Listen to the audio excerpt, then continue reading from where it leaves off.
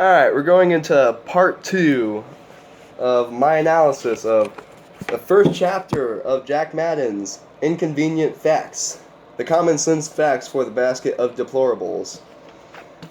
Now, the only deplorable thing I'm finding here is his egregious misunderstanding of a lot of things in science and lack of citation on any of his claims. That's pretty deplorable as far as my scientific opinion is concerned. This is not a very good science book, it's an opinion piece. And I will continue my analysis that leads me to believe this. I mentioned to you previously that I'm on page 17, by the way. I mentioned to you previously that the hysteria over man-made global warming is not being caused by the very minor 1.5 degree increase in global average temperature over the past 166 years. Again, he says very minor change. He keeps trying to manipulate how the audience is receiving this information, that so much increase of temperature needs... Alright, think about this. The Arctic and Antarctic, they are pretty much always going to stay the same temperature to be freezing or whatever, that the increase of temperature you see in the Arctic and Antarctic is not going to be that severe. And generally in northern places, you're not going to see a dramatic change in temperature over a period of years. So where are we getting this global average temperature increase? Well, that's coming from all the other hot places, especially along the equator, like in Africa and stuff like that. So along the equator, we're actually seeing a very, very dramatic increase of temperature compared to just 20 years ago. And that is showing itself in the fact that people have to move. People cannot grow their crops. There are severe crop failures and extinctions happening, especially along the equator. And that the increase of temperature along the equator and near the equator is much more extreme, and those are the types of numbers required to increase the global average as much as it is. So when you say only 1.5 degrees change and act like that's not a severe change, you are showing a severe misunderstanding of how statistics works. Yada yada yada yada yada. I'm making noises to fill up the air. Okay, page 18. The glaciers will melt and humanity will not be able to survive because we won't be able to sustain the food supply sufficient to feed the world as we know it. Oh, I forgot, more F5 tornadoes in Oklahoma and Kansas too.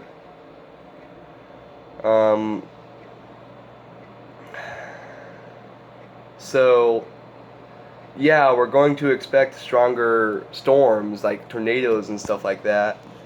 But again, just the doomsday predictions that he's citing, he's not even citing, he's just referencing without a citation, so that's, again, frustrating.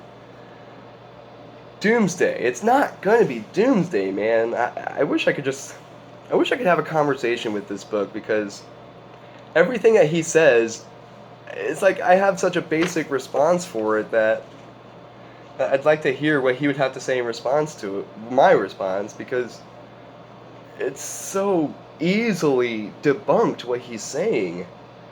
Yada yada yada yada, down here, bottom of 18, long ass quote. This city is headed for a disaster of biblical proportions. Mayor, what do you mean, biblical? Ghostbusters.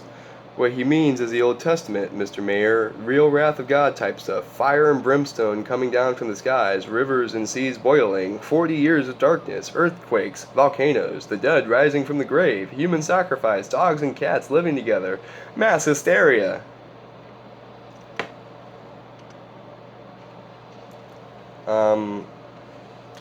What? Except in the case of global warming, the numerous climate disasters that have been predicted repeatedly since 1989 have never happened, and they won't. So he references Ghostbusters? That's what it says, look.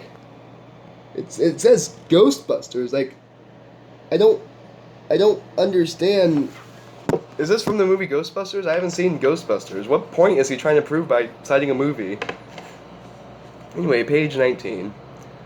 And again, he does not cite his source on doomsday predictions since 1989. He gives a year, but he does not give citations, so I can't find it again, and I have to just assume he knows what he's talking about. Yada yada yada yada yada. 19, middle of the page. There is no actual historical data to support the extreme prediction of the UN IPCC models. The UN climate models make certain theoretical assumptions that result in a dramatic escalation of the increase in the global average surface temperature, which they extrapolate as the cause of many environmental calamities previously mentioned. What? No. Okay, so one, you don't only need historical data. We have historical data, okay? Like we have that, but we don't only need that, because climate observations and documentation has been happening since roughly 1850 or so, but that's not all we use to make determinations on how climate changes over long periods of time. We have what are called ice cores, and it is extremely straightforward to measure these things, right? Some people try to say, oh, ice can be deposited in a large amount in a catastrophic event, so ice core theory is wrong. No. Scientists are aware of how ice deposits, and if it is a dramatic increase of ice in a small period of time, there are ways to check for that. There is evidence left behind of that fact. And if something deposits layer by layer over so many years, each year another layer or something like that, there's going to be evidence that that was what happened.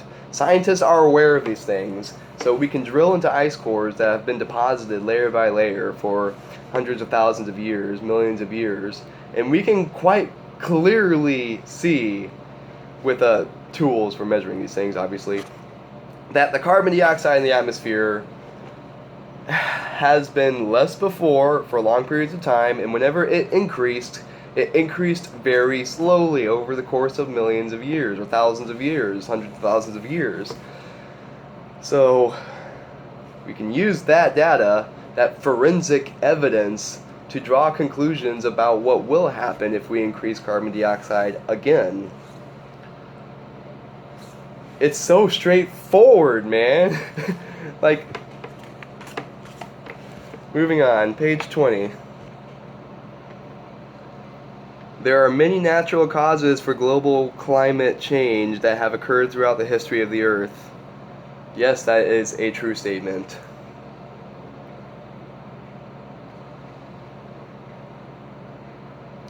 Bottom of the page of 20. The average net effect of all clouds is to cool the global climate. Cloud changes are the least understood component of global warming because the formation, development, and dissipation of clouds are caused by a cycle of complex and interacting mechanisms. That doesn't explain why we don't understand it, allegedly. First of all, least understood does not automatically mean not understood. So, manipulation of wording, yet again, and all he really says is cycle of complex and interacting mechanisms, and I guess that's why it's so not understood. So it is impossible to understand complex cycles and interacting mechanisms. Sorry, engineers, you all have to give up your field. You have to quit your job because it is impossible for you to do your job, because the foundation of your job is understanding cycle, complex, and interacting mechanisms. So watchmakers, bridge builders, all you guys, gotta quit your jobs. You can't do your job. You cannot understand the complex things that you are understanding on a daily basis. Okay. So, right after that, most climate models assume that clouds will change in ways that will increase global warming from greenhouse gas emissions. That's an extraordinary claim. Again, there's no citation to the alleged models that he says exist, and he says that most of them exist, so if he really wants to be integral in that claim, not only would he have to cite a whole bunch of different research papers that support the idea that clouds are going to change in ways that increase global warming from greenhouse gas emissions, he has to include a whole bunch of papers that say otherwise and show that there are way more that don't show otherwise, and he doesn't even show one paper at all. So I just, again, have to just assume he knows what he's talking about, and I can't go find what he's referencing. That is my main beef with this book right now, is he's trying to write science opinions without giving any type of science outline, science references. He's referencing things without citing them. He's making claims that it can be really easily cited, and he doesn't. And some that are just so easily debunked, some that are just so obviously manipulations of language to get people to receive information differently, like the statistics thing. Moving on, middle of page 21. An entire generation of millennials are literally and unnecessarily living in fear that the Earth will be incapable of sustaining the human race through their lifetime. I mean, first of all, if that's true, so what? Second of all, that's not true. Oh my god. You can't just say an entire generation of people are living in fear of something. That's just... No. People are going out, doing their jobs, coming home, seeing their families, feeding their pets, and not like in this perpetual fear that the sky is going to fall on them that day or something like that. What is he trying to say? It sounds like he's just, again, dramatically exaggerating how people are responding to this information, and the people who are dramatically over-responding to this situation, overreacting to this situation, he keeps using them as evidence of science being wrong. Okay. They have been brainwashed from grade school through their college education by teachers and professors who themselves were brainwashed before them. In order to get their attention and gain their acceptance of the theory, global warming activists have presented scary scenarios and have made simplified, dramatic predictions so that they can capture the public's imagination by getting loads of media coverage as a means to advance the cause. This is just so hilarious. Like, that's just not how science works at all whatsoever. The ideas of climate science aren't only being perpetuated by teachers in school who have just been told by the teachers before them in some long-ass game of telephone. That is not what's happening. What's happening is you get a group of scientists who get paid by a university or a research firm to go out and say, just try your best to figure out what the effect of this one thing is on everything else. Just try your best and try to remove as many variables as possible. Once you publish that paper, then that paper will show that these chemicals, these physical processes will interact with each other in this way, and that's it. That's it. There's just a lot of different papers of scientists just trying to find what carbon dioxide's influence on the atmosphere is, and what the acidic levels of the ocean's influence of the atmosphere is, or the sun's influence of the atmosphere is, cloud cover. That it's just a whole bunch of different papers that then the media or then the teachers will take those papers and teach from that. The teachers don't even use the papers directly. The teachers buy textbooks that have been put together by certain organizations, all kinds of different organizations all over the entire country, each of them with their own independent agendas and ways of trying to make money and stuff, and yes, manipulating information, but you can really easily read between the lines of all of them and read all the papers that have been cited by all of them, including the wrong ones, and that's a little bit closer to how this information gets disseminated to the public. Not a game of telephone between K through 12 teachers. What? It just sounds like a silly conspiracy theory.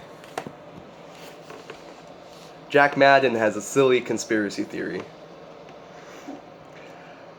An actual increase of just 1.5 degrees in 166 years is not noticeable. He says it again!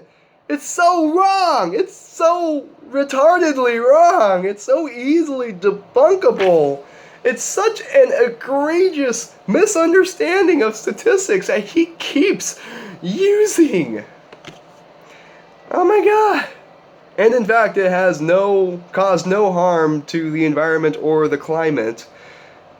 That's just so wrong. That's just depressingly wrong, considering the amount of extinctions that are happening and crop failures that are disrupting ways of life along the equator. That just ignoring all the suffering in the world that is currently happening and has been happening and saying, no, it's not happening. That's morally reprehensible. I think that is the most dangerous thing I've read in this book so far, is just dismissing real information, dismissing real suffering is happening in the world, and just blinding himself, just ostriching himself, and saying, nah, it's not happening. Nah. It's not noticeable and it's not happening, even though it's very noticeable and definitely happening. I'll see if I might try to find some links of where it's happening in the world and include it in the description. I might forget.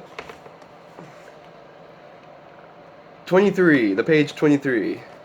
However, there has been no warming since 1997, 20 years, even though 1/3 of all human CO2 emissions since 1750 have occurred since 1997. More claims and no citations to source material from which he might be getting this information. So again, I have to just assume he knows what he's talking about. Terrible, terrible, terrible science book, man. He's a terrible science author. He's trying to mask his opinions as science. Some political maneuvering has triggered a debate over the use of the scientific terms global warming versus climate change. I mean, I can believe that, because politicians will do everything they can to manipulate words and ideas in order to get the public to be on board with something that they're doing. So, yeah, I'm convinced that that is something that happens. However, I'm not convinced by anything else he's saying so far about why climate science isn't true. I am, however, convinced that politicians will use climate science, true or otherwise, to manipulate public opinion. Okay, sure, yeah, that's the thing that happens. It doesn't refute anything by itself, though. Global warming is the official term for this Inconvenient Facts proving global warming is a hoax. The Commons. That's a clunky sentence. Let me replace the title with just this book. Global warming is the official term for this book. The term climate change is the hypocritical term being used by man-made global warming activists as they try to hide from the fact that there's been no global warming in the past 20 years. Okay, so that's retardedly wrong, because we've been using the term climate change for like 70 years. So that is so easily debunked. Like, you can literally just go online and Google climate change 1956, and you will quite quickly find a paper with the words climate change referring to climate change written in 1956, or published in 1956. Okay, that was the most easily debunkable one. Now, the climate history of the Earth has seen 4 ice ages come and go during the last 2.5 billion years, and a 5th ice age in which we are currently living. We are in an interglacial period of global warming, or global temperatures. So, an ice age and interglacial period are not the same thing. So, the fact that he's using 2 mutually exclusive terms to refer to the same thing shows that he does not know what he's talking about. He does not understand the science terms that he's using, at least these ones. Towards the bottom of page 24. There are many natural factors that affect the climate of the planet over which mankind has absolutely no control. Okay, yes, climate scientists are well aware of the fact that there are many natural influences on the climate, and they're well documented. Those variables are well understood, and if it was a result of those variables, scientists would have caught on by now because of how well understood they are. They understand how the sun influences the climate. Climatologists understand climate science. Like, is that really that hard to understand? That climate scientists understand climate science. They understand the variables that affect climate. Why is that such a radical idea for people to accept? Okay. And yeah, saying that mankind has absolutely no control over any of these factors is just dangerous, because we do have control over how much carbon emissions are being put in the atmosphere. So, another very dangerous idea being perpetuated by Jack Madden. Thank you for making the world a less safe and informed place, Jack Madden. I'm not actually thanking you. Please don't keep doing that. As you read forward, I will demonstrate for you that there is no significant correlation between the modest growth in the global average temperature since 1850 and the growth in the emissions of carbon dioxide since the beginning of the Industrial Revolution. We know that 75% of temperature growth since the beginning of the Industrial Revolution occurred before 1940, but 75% of the human emissions of carbon dioxide have occurred after 1940. So again, no citation, so I can't read into what he is giving me to read. I don't know if it's a paper even published by legitimate scientists or not. He's just saying, someone somewhere said this, and I'm repeating it. We know that 75% of no citation. Again, I have to just assume that this author knows what he's talking about. That's not how a science paper works, by the way. I don't know how many people are aware of this, but the very premise of a science paper is that you are able to verify what the scientist has said and check their references and citations to see if they know what they're talking about. They're supposed to include their methods so that you can do those same methods and see if what they did is valid or not. This book I'm reading isn't anywhere near any of that. I can't verify whatsoever that he knows what he's talking about. So that's a little bit frustrating for me as a reader who wants to understand the author.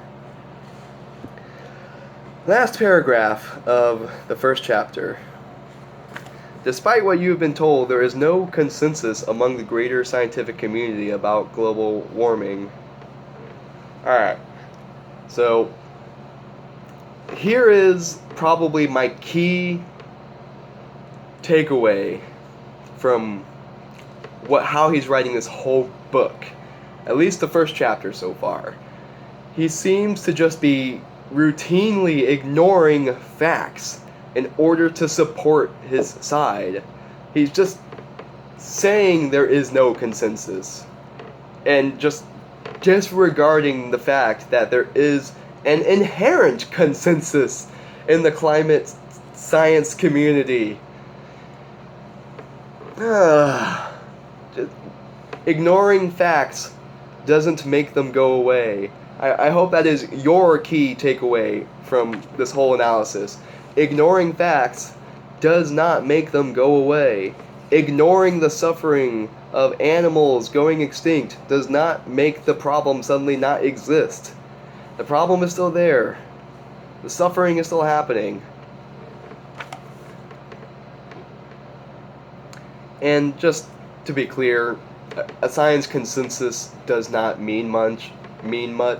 You can't just go to a bunch of smart people, even if they're all in the right field, and say, hey, you agree with this, right? And then because you found a bunch of people in that field who agree with what you say, therefore what you say is right. No, you need to do research. You need to write science papers. Like, you need to actually walk the walk, not just talk the talk. You can't just say, I agree with this. You need to, like, have research papers that are rigorously put together to then say, I have a pretty good idea that this might be true. And then with thousands of research papers, we start getting pretty confident that something is true. And that's what's happening with climate science. We have thousands and thousands, maybe not thousands, I don't know about thousands, probably thousands. We have a plethora of research papers, just so many of them pointing to the fact that carbon dioxide increases heat in the atmosphere. Like, it's such a basic fact of science. And we have so many papers that show that carbon dioxide is more influential than sunlight, is more influential than all these other things that they're trying to say is more influential than carbon dioxide. No, look at the research that... This was such a frustrating read, because if I, as a reader, want to understand the author, I can't. The author has restricted my ability to understand his claims and follow his references. So, that's a little bit frustrating. He may have a point about some of these things, but I can't know, because I can't follow his citations. And if I decide to go Google it and then I can't find it, that's really not my fault. Terribly, terribly written science book. And I stopped reading at the first chapter because it's just so badly written, with so many demonstrations of science misinformation and possibly disinformation. That this guy has so clearly demonstrated a lack of understanding of science, statistics, and how to write something scientifically, or how to not just manipulate what you say in such egregious ways. So, after just reading one chapter, my review, this book is... It's trash. I'm sorry, Jack Madden, but you either are trying very hard to manipulate information for your audience to get them to believe stuff that is egregiously untrue, or you yourself horribly, horribly misunderstand how science works and how to write a paper that talks about science subjects. I'm going to give you the benefit of the doubt that you are just not well informed on the things that you're talking about or how to present it, because I would have to be making a very bad character judgment about you and assume that you are manipulating these things, or that maybe you're even being paid by somebody to manipulate these things. Well, you're definitely being paid by the people buying this book, and you got my money, so good job. Bad book, man. It's just not a reliable book for facts of any kind, especially because I can't verify any of it. Thanks for watching these videos. I cannot believe you actually made it all the way to the end of this one. Thanks for reading. I appreciate your patience in sitting with me and reading this book. I would advise for you to go read this book. However, you have to buy it, and I do not recommend giving money to this author because he does not deserve this money. It is ill-gotten gains if he gets money for this book. So if you're able to find a free version of this book, find it. If you would like my version of this book, to borrow it, go ahead. I have all my notes all throughout here so that you can see what my thoughts are. Again, I'm not a scientist, but I have basic science literacy. Have a nice day, everyone. Thanks for sitting with me.